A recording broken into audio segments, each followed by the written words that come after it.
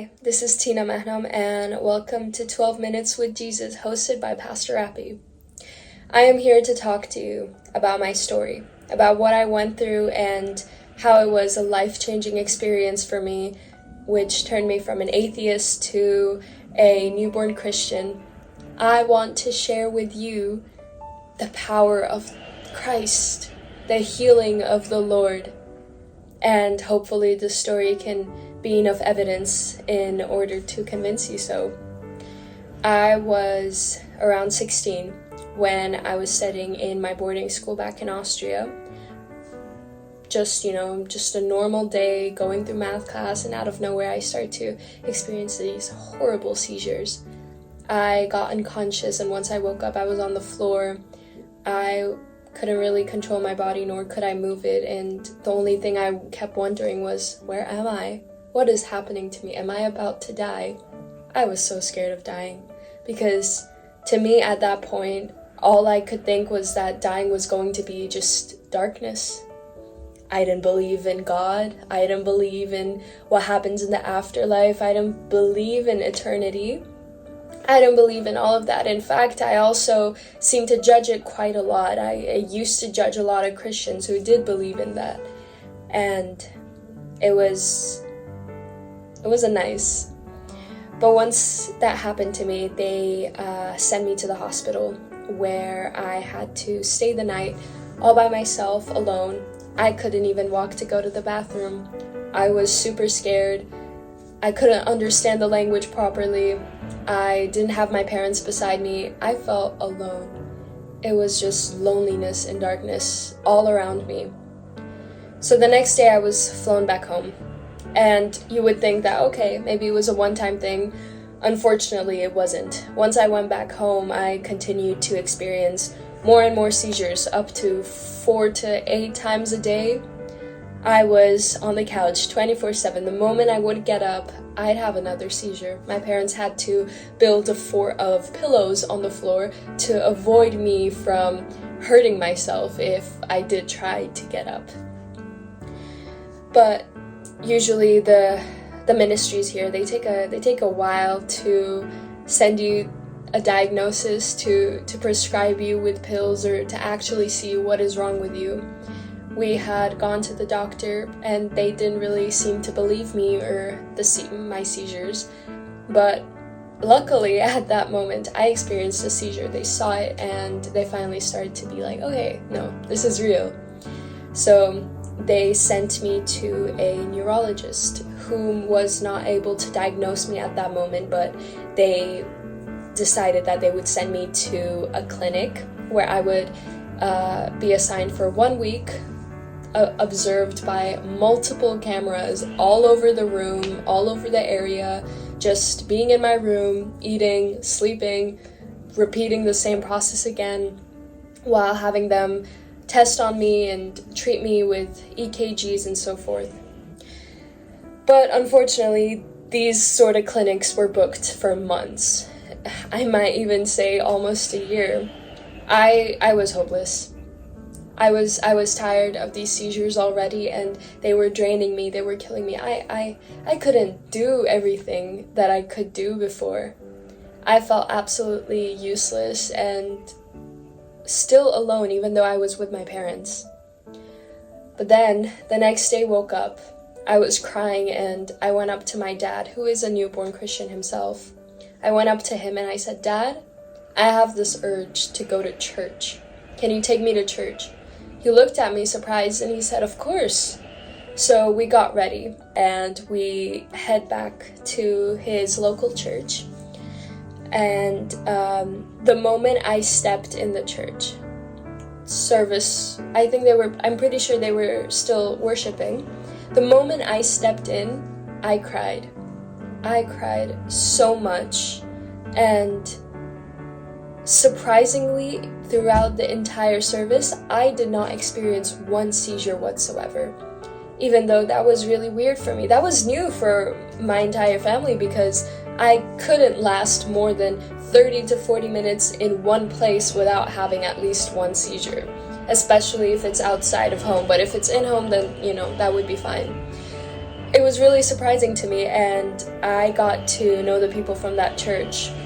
I went back home feeling this light, feeling like, wow, that really spoke to me. So I prayed. And next thing I know, next day we got a call saying that a place opened up for the clinic. So my dad and his friend drove me to the clinic, where I stayed for a week. I'd have my usual seizures, and they would observe me and perform their tests. Then I got sent back home after a week. In that week, I managed to reflect on myself. I would read the Bible and discover more about, God. I obviously had some knowledge on him, but not much that you would consider me even believing in Christianity before. Once we arrived home, we went back to the neurologist, where they gave me a clear diagnosis of my situation. And I was diagnosed with something known as PNES, which is psychogenic non-epileptic seizures. They said that these seizures were mainly caused by PTSD, and unfortunately there was no medication to help improve it, so we sort of had to keep going with it through treatments, therapy, body motor therapy, and EMDR. So it was definitely a long process. It wasn't as easy as just taking a pill and having it all be fine. I wish it was. But yeah, so then they assigned us to this other clinic where I would get the treatments itself. And again, those clinics were closed up for months, but we got in within just a span of 1 month, which is impossible for something that big in the Netherlands, because they're a really big trauma center, so they don't have that many open slots, but God paved a way. During that time when I was still getting treatments, I was getting to know God. I felt good, I got baptized back in March, and I went to Bible study every Tuesdays. However, I felt like there was still something empty inside of me. There was still something wrong. Like, I dedicated my life to Christ, but not in the way that I really wanted it to. I felt like even though I was just a newborn Christian, I felt like I was straying away from him day by day. I had a whole bunch of spiritual attacks. I had many days where I was like, why am I doing this? Why am I following the Lord? Why am I following Christianity when I'm still young? I have to have fun. I have to do this. I have to do that. I went through all of that, and it's not a surprise that many people do too. It's something we all experience, and it's okay. It's okay to feel that way. It's okay to have those days where you think that, I can't do this anymore. But my mistake was not calling out to God when I did have these times. My mistake was not reaching out for help and asking someone to help me through this moment, because I felt like I had to go through this all by myself, and that didn't help really. So summer came, and I was still battling with those seizures. Treatments were doing fine. I did, back down to 1 to 2 seizures a day. However, I was still experiencing them. I had lost almost 11 months of my life, and it was torture. I was really getting sick and tired of it. I was behind on school. I was behind on friendships. I was behind on everything in my life. And I felt like, okay, if God made me come here to this point, then why hasn't he still healed me? Why am I still going through all this pain, all this tension, all these bad things that are happening to me? Until I went to Portugal back in August for summer vacation. I went to stay with a friend who I met in Bible study. I went to her place, and she was also a Christian, obviously, because she was at Bible study. But so Portuguese people seem to be really, really strong in their faith. And there was this night service church that was taking place on a specific night. I think it was Wednesday night. So we went to that night service church, and the pastor seemed to talk about influences of how the devil can really control us through the doors that we open for him. And he the question he asked was that who wants God to delete something in their life? Who wants God to take over and just take that away? I wanted my seizures to be away. Something told me that this is the place that I really should be. The pastor started to call out for people to come to the front, and I hesitated, but I went to the front. I went to the front with a force, like there was something pushing me there, and I believe it was the Holy Spirit. I went to the front, and multiple people started to pray over me. Every time, each person who would pray over me, every time they'd hold on to my heart and my head, they'd pray in a language that I didn't know, but I felt like I could understand every single word that they were saying. Until one of the last few people came. She came up to me, she whispered in my ear, she said, "Do you want God to heal you? If you do, forgive all those who did you wrong, and He will heal you." I went in my head. I started forgiving all those who caused this pain, who caused this void, who caused the roots of my PTSD, and I forgave all of them. I begged to the Lord for Him to heal me, for Him to save me from these seizures. She prayed over me. She prayed that one last prayer. I shook, I cried, and once I opened my eyes, I felt drained. I have been seizure-free since then, and even with my EMDR treatments going on, it's very likely for you to experience a seizure while you're in that treatment. However, I haven't since then, and the Lord healed me. He healed me through such a simple thing that you would not even think of. And ever since that night, I have been rebuilding my relationship with Him. I felt the Spirit grow in me, telling me that I need to keep fighting. I need to keep going on. I need to be the woman that He wants me to be, that He has planned out for me to be. And I've been trying. I've been doing, and I am completely a different person than I was a couple months ago before all this happened. And so I want to read you guys this passage from Isaiah 38, verse 16 to 20. Lord, by such things people live, and in every one of them my spirit finds life. You have restored me to health and let me live. Indeed, it was for my own well-being that I had such intense bitterness, but your love has delivered me from the pit of destruction, for you have thrown all my sins behind your back. For Sheol cannot thank you, death cannot praise you. Those who go down to the pit cannot hope for your faithfulness. Only the living can thank you, as I do today. A father will make your faithfulness known to children. The Lord is ready to save me. We will play stringed instruments all the days of our lives at the house of the Lord. I don't know if you guys have read Isaiah in total, but this specific passage is about Hezekiah and how God healed him from his sickness, how God healed him from dying within a couple of years. And so what this passage is trying to say, what it's trying to show is that God has a purpose. God has a purpose for you, for each and every one of you. And when He sees something so bad, when He sees something so terrible happening to you, like a sickness or a disease or depression, any other mental illnesses, anything bad that is, even family problems, really, anything bad that is happening in your life, He will use that.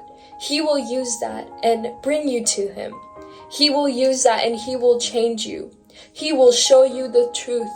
He will show you who He is, and He will take you away from that void. He will take you away from all that sadness and all that bitterness, because He loves you. He has planned out everything for you. He knows the exact same path that you're going through. He knew that I was going to be an atheist. He knew that I was going to have those seizures. He knew that I was going to have this wonderful miracle. He knows them all because He planned them out, and all for a purpose. Because He wants nothing but the best for us. He brought His Son down to earth to bear all of our sins. If He didn't love us, He wouldn't have sacrificed His own Son to do that. If He didn't love us, He wouldn't forgive us for all the sins that we have committed. We can't look at the past. I can't look at the past and say, oh, when I just became a Christian, I did so many things wrong with my life. No, I can't do that. Because he knows that. I repented for my sins, and he can see that. Yes, he wouldn't have forgiven me if it wasn't for Christ. So it's all connected, as you can see. All his love, all his mercy, all his grace, it's all just connected into this one giant circle. And it's just constantly going around, because this love, it's never gonna go a different path. It's not gonna just jump out of the circle. No, because it's a repeating cycle. It's like a chain reaction. He loves you. He is there for you. And he is more than willing to heal you from any other types of horrible things that are happening to you. Because he is the Lord Almighty, and he is powerful. Anything is possible with him. So, if you feel like you've been straying away from him, if you feel like he can't hear you, talk to him, sing to him, cry to him, or sit in silence and just think of him. He wants to be there for you. He wants to know that you know that he's there. He just wants your acknowledgement. He wants your presence. Nothing makes him more happier than seeing his children look out for him, seeing his children call his name. He created us in his own image. So why would he ever have any intentions of hurting us? If there is something bad going on in our lives, he will use it for the best. He will teach you something you might not even know about. Bad things don't come from him, however, he will use them. He will help you. He will guide you. All you have to do is ask. All you have to do is seek out to him. He's more than willing to be able to take away all the things that are harming you and all the things that are getting in the way of your life. So let him do that. Let him have the control. I mean, that's what I did, and here I am. Cured from something that took away so many months of my life, took away so many things from me, and yet I don't feel sad. I don't feel upset, because I put it all in his hands, and I've been the happiest that I've ever been. So you should too, because he loves you more than anything and more than anyone else. And once Pastor Appy told me about the ministry and what is happening there, I felt so touched. I was really inspired by everything that they're doing to help all the youth kids there, but maybe not even kids, maybe even adults, and this is just truly wonderful. And I'm more than happy to be able to participate in this talk with you all, because I feel like this is what God would want. I feel like this is what might help hearing. Maybe not the whole story, maybe even 5 minutes of it. Doesn't matter, as long as you can just sit, be present, and see how wonderful he is, and see how he's still working in all our lives individually. You will find the truth. You will come to the truth. And I believe in you, and so does he.